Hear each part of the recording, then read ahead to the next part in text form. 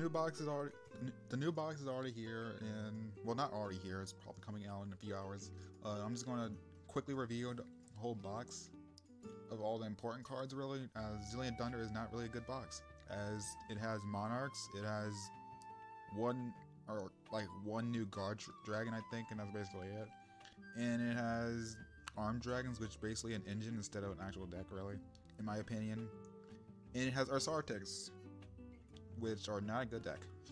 And I'm just going to basically just explain quickly as fast as possible of how many copies you should run and what do they basically do in a nutshell.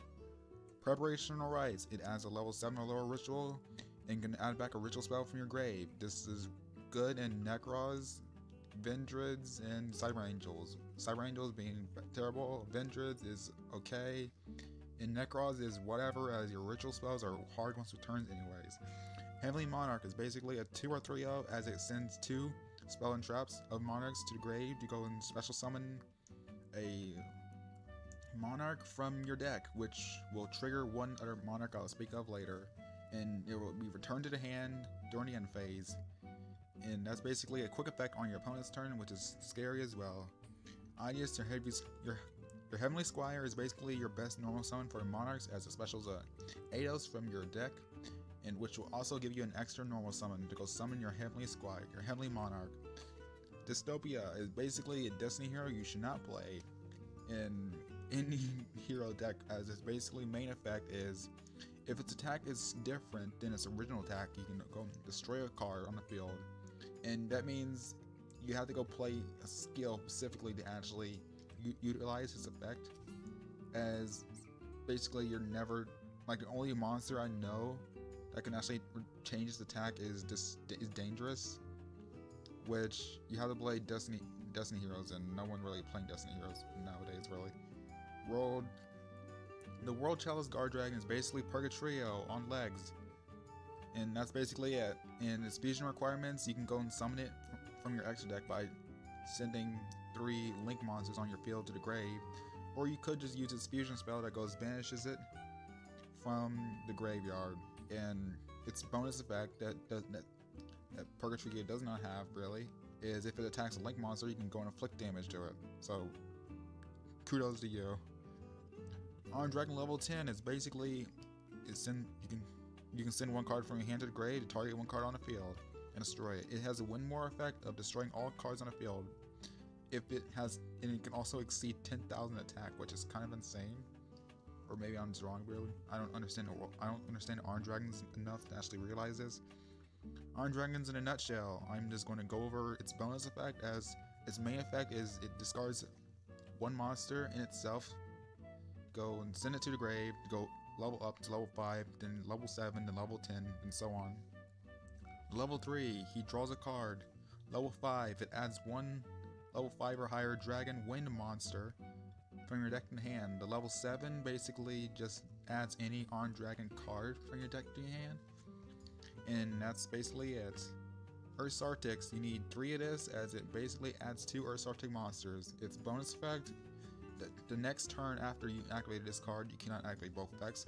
You basically can just go replace it, and by banishing this for the tribute summon of a Arsaartic monster. And that's basically it. You need 3 of this. You need 2 or 3 of this. You can play 1 with their spell that just summons it from the deck anyways. And you need 1 of this, obviously, because that's the boss. You need 1 of this. You need 1 of this, or 0 because it's trash. Okay, you all know what Crackdown does, and that's basically a skip. Kariza is basically your new Monarch's boss monster next to the Heavenly, as once this is normal or special, you can destroy 2 cards on the field and basically give your opponent Pot of Greed. Is it worth it? Maybe, because this is Duel Links, and disruption of destroying 2 is kind of deadly, but yeah, since this is being returned to the hand, you can go and do it again and give your opponent 2 more cards, but it cannot attack anyway, so yeah. The Necros Klaus is basically your ritual spell searcher, and it'll go and negate a monster, a special summon from the extra deck if it's on field, and puts its attack to 0, but you're mostly just using it for the ritual spell search anyway, so yeah.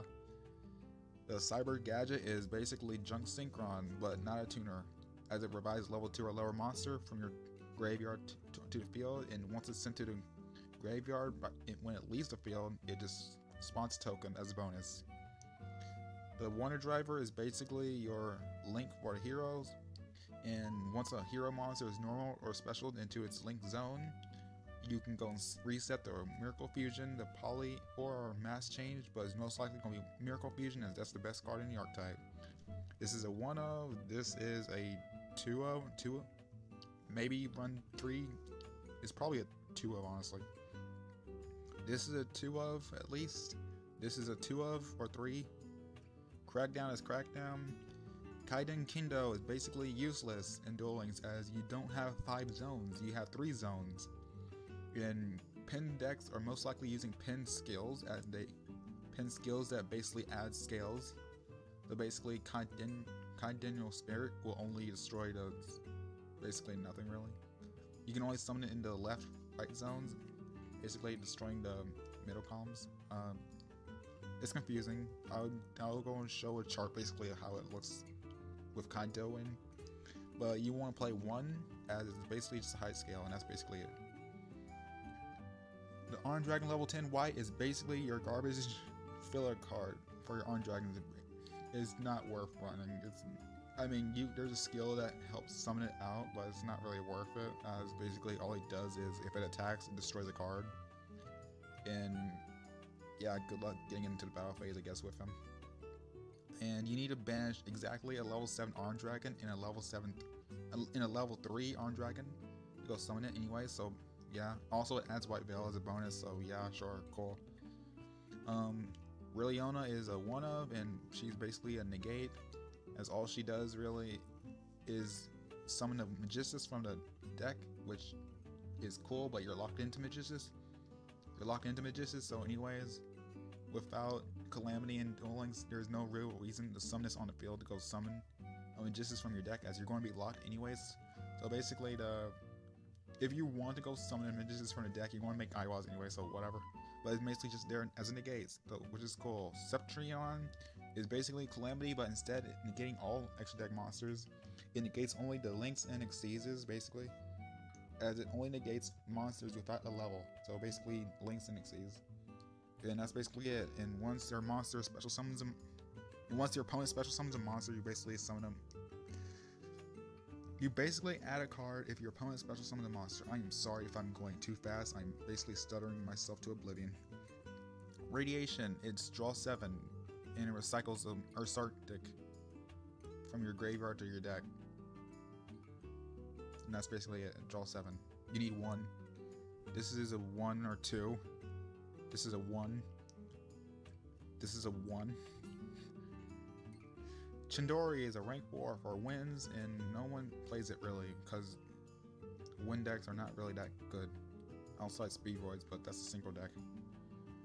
Dark Iron Dragon is your new chaos monster, as it banishes 3 dark monsters from your grave to go pop 3 monsters. It's not once per turn, and you need exactly 3 darks in your grave to even summon it. So yeah, and that's all the SR and URs. This is a 1. This is a 1-of. This is a 2 or 3-of. If you want to go 3, then that means you're limited to 3, as he's a limit 3 still.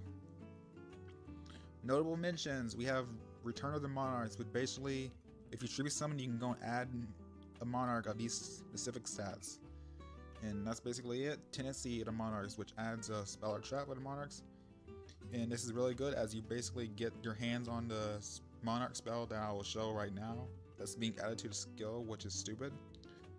And Crusadia Regulus, which is your spell and trap searcher for the Crusadia archetype, which is not really doing anything in dueling, so it's whatever.